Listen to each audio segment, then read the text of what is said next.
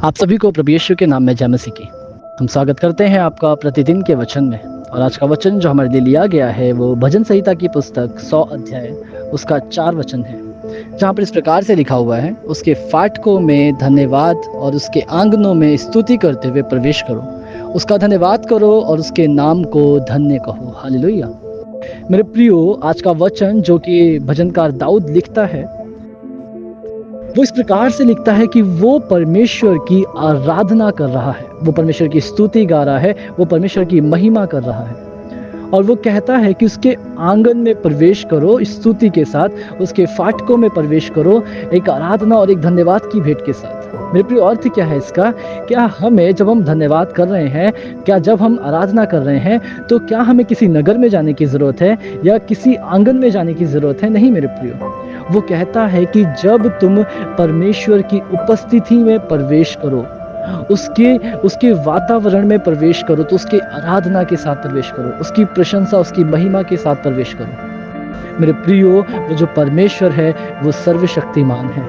मेरे प्रियो, वो जो परमेश्वर है वो आपको और मुझे अपने प्रेम से इतना भरता है कि आपके अंदर से वो प्रेम औरों तक पहुंच नहीं पाता है।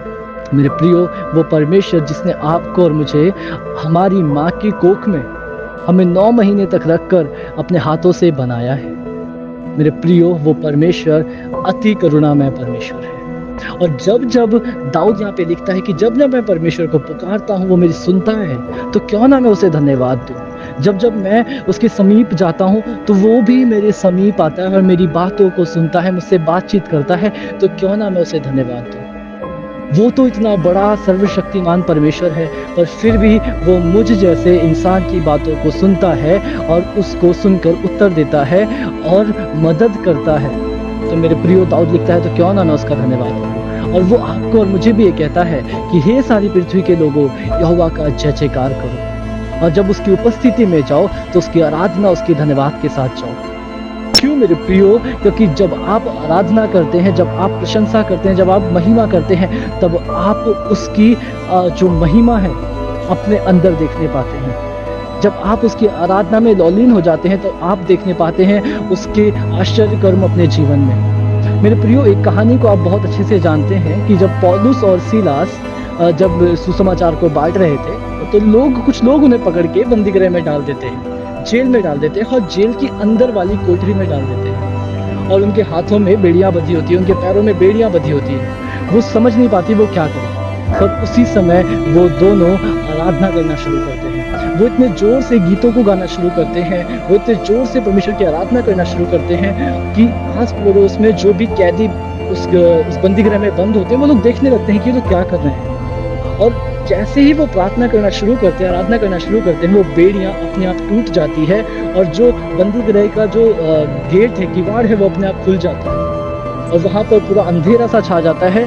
और वहाँ का जो जेलर है वो भाग के उनके पास आता है और कहता है कि हाय, मेरे कैदी सब भाग गए हैं। परंतु पौलुस और सीलास वहाँ पे चिल्ला के बोलते हैं कि नहीं जेलर, अपने आप को तुम मत मार, कोई भी कैदी भागा नहीं है, हम यहीं हैं। मेरे प्रियो, जब आप आराधना करते हैं तो सारे बंधन टूटते हैं। तो मेरे प्रियो, परमेश्वर का वचन ये कहता है धन्यवाद, आराधना और स्तुति के साथ परमेश्वर के समीप जाओ। और जब आप उसके समीप जाओगे वो आपके सारे बंधन तोड़ेगा जो आपको नर्क की ओर लेके जाते हैं, इस दुनियादारी में लेके जाते हैं, इस पाप में लेके जाते हैं। उन सारे बंधनों को वो तोड़ने की सामर्थ्य रखता है। मेरे प्रियो, कब? जब आप और मैं धन्यवाद से उसके समीप जाएंगे। तो क्यों ना मेरे प्रियो, जिस प्रकार से यहाँ पर भजनकार दाऊद परमेश्वर की आराधना करता है, आप और मैं भी करने पाएंगे। क्योंकि जब आप आराधना करेंगे तो आप उसके आश्चर्य कर्मों को अपने जीवन में देखने पाएंगे, आप चमत्कारों को अपने जीवन में देखने पाएंगे। आप देखने पाएंगे किस प्रकार से परमेश्वर आपके जीवन में काम कर रहा है, किस प्रकार से अपनी बुद्धि से आपको भर रहा है। तो क्यों ना मेरे प्रियो, हम आराधना के साथ खड़े हों। क्यों ना मेरे प्रियो, हम उसकी महिमा, उसकी प्रशंसा के साथ खड़े हों। आइए हम प्रार्थना करें। धन्यवाद प्रभु यीशु, धन्यवाद करते हैं सुंदर समय के लिए प्रभु।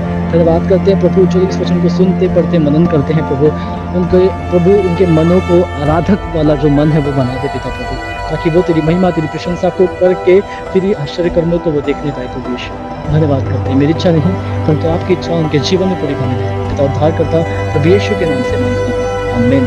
हालेलुया। आप सभी को प्रभु यीशु के नाम में जय मसीह की। आपका दिन शुभ हो।